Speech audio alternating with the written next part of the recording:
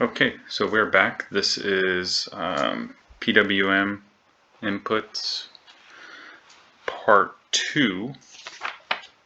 So we're going to be finishing up with the using while, and we will be using PWM and the mapping feature to fade the LED or dim and control the LED. So we're going to reuse this.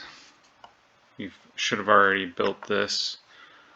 So we're going to go ahead and open it up. This is going to be the one with the potentiometer. The switch we're not going to be using, and we have a green LED in there. I'm going to go ahead and get rid of all of our code right now because we are going to start off with the new code. So the first one is while. Now while, let's just run through real quick. You can kind of follow along. First we're going to set the variable. Sometimes you'll have variables here already, sometimes you won't. So we're going to create a new variable. This time we named it pot for potentiometer. And we're going to set part2. We're also going to need our standard setup and loop forever. We're going to need an input. Input we're going to be using a read value on analog. Read analog value, that's the one we want, and we want to set this to A0. Output, we're going to have put digital pin, and we have our digital pin set to 3. Yours may be different. We're going to have it go high. We're also going to need to Control C, Control V. We're going to have one of those go low. So we're going to need a comparison block. Do we need anything else from here? I don't think so. We're going to need a loop with while. And I think we are going to need a variable that's just pot. Alright, let's start putting this together. So we're going to set pot2 read analog value. And we're going to do that while, grab the right thing, our pot is, let's say, less than or equal to 1000. Oh, we need a number. Let's go into math, grab a number, change that to 1000. And while that is happening, let's do this. We're gonna need another copy of this. Control C, Control V while holding it. We'll duplicate it. Go ahead and pop this into here. So we set our pot, read analog, put digital pin.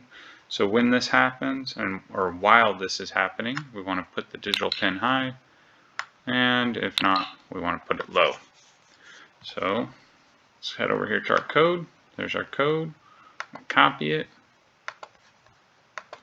Control V to paste. And let's start the code. Let's see what happens. Okay, so as we turn it down, our LED goes out. Turn it up, comes on. So basically we're just reading the potentiometer value to determine whether or not we want to turn on the LED. Now, you might be asking yourself, this seems really similar to what we've used before. And like we talked about, the while statement is different from the if-else statements in that the while statement continues, whereas the if-else statement is a one-time event. We ask the question, like if I tell my daughter to go turn off her bedroom light, if it is on, she'll go check one time. If the bedroom light is on, she'll turn it off. If not, she does nothing. On the other side, the while statement allows us to continually monitor a situation. So if I were to ask my daughter, while you are in your bedroom playing, please keep the light on. Then as long as she's in there, the light stays on. When she leaves, she turns the light off. So that's the difference. That's mainly why we went ahead and did this one. So now we're going to move on to the meat and potatoes of this one, which is mapping.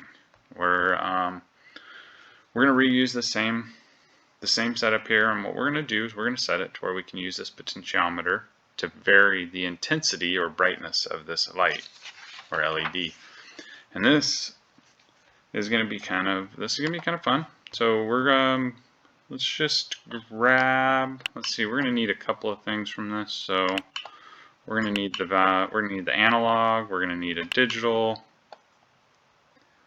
Actually, we don't want digital. We're going to need PWM. So we'll need some numbers. And I think that is it. So we'll need to set part2. And then this is all trash. So we grab it, delete. So we're going to come over here to converting. We're going to grab remaps value. We're going to attach it onto here. We're going to need, let's grab this and control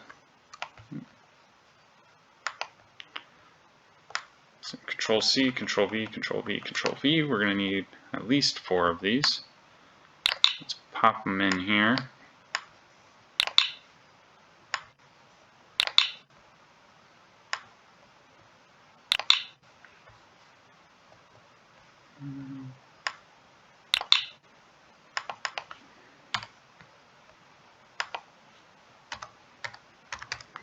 And these values are all on your worksheet.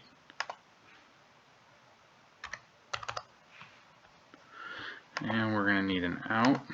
This time we are going to use PWM pen. And we're going to set PWM pen 3.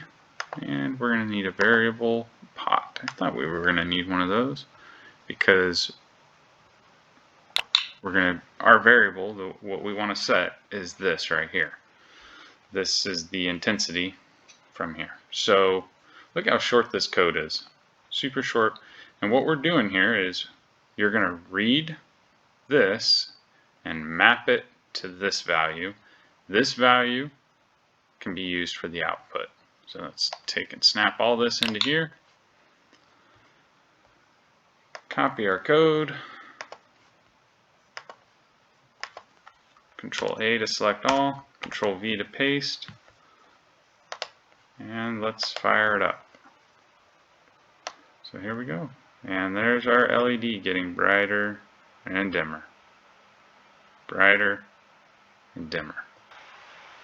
Okay. So you may be asking yourself, Jason, I can accomplish this same thing by placing a resistor, a different value resistor in line with this LED. And indeed, we can. So let's stop this from running. And let's go back to Tinkercad. Actually, you know, and this is a sample I built up. I didn't name it that. So we're going to tinker with this, and that is exactly what this is. This is 3 volts, an LED with a variable potentiometer. I set the resistance to 700 ohms, and we're going to start it up, and here we go. Watch. Whoop. I'm getting really close to overpowering, and I burn it up. But it works. So what's the difference? Why use PWM instead of a resistive? I'll link in the bottom to a few. Great Scott did a great one, and also one of the Linus Tech Tip LTT channels, I don't remember which one, did a great episode on PWM with fans and RGB lighting for cases. So I'll link to those videos if you want more information. But the main reason we want to use PWM is in larger power applications, it's more efficient. When we use a resistive load to dim an LED, we're just wasting that extra light as heat. Where with PWM, we use a small constant amount of current all the time to power the circuitry, but because we're varying how the time that the circuit is on, we're not wasting electricity. So in battery applications, or even just small spaces where we can't deal with a lot of heat, PWM becomes extremely valuable. So that's the main reason. Now it does make the circuitry more difficult than obviously some batteries and a resistor, but it does have the ability to drive larger loads. We have better control. We have better speed control or better light control. And because we're switching at such a high frequency, now we can do things with it. We could potentially even send signals with the pulse width power control. So we could send signals hidden in the pulse width to signal different switches to turn or whatever. So there's tons of things that we can do with pulse width. It opens up a lot of doors. It saves power generally in the long run. It reduces heat in components. It does introduce extra failure points potentially, but oftentimes, especially when we're talking about small devices where battery and power storage is limited, it's a great alternative. So like I said, check out the other videos if you want to learn more about them. I think this is going to kind of wrap up the intro into Arduino. We are going to start building. I have two projects that I would like to start building. One is obviously the under the bed monster detector, or in what my son wants is the under the bed sister detector. And I also want to build a controller for a solar water heater, so it can monitor the temperature in multiple places and determine whether or not to turn on a pump to circulate the water. So those are probably two projects that we're going to start using a lot of this into. We may also do some infrared IR. IR also uses like a pulse width modulation. That's another reason to get used to pulse width, is because a lot of signaling is done by pulsing lights on and off. Think of fiber optic cabling and stuff. So I think this is going to end the intro though. I think there's enough here to play around with. Definitely check out Arduino .cc, I believe is their website. There are tons and tons of projects to teach you and to learn. I know that the code is maybe not as simple as snapping blocks together, but don't let this intimidate you. There's not a lot to the code here. Be sure to join us for the in real life build of these two circuits. These will be fun. The kids, I'm sure, will love to build these. And then, so hope to see you when we start the actual project builds. And thanks for joining us. If you have any questions, feel free to let us know.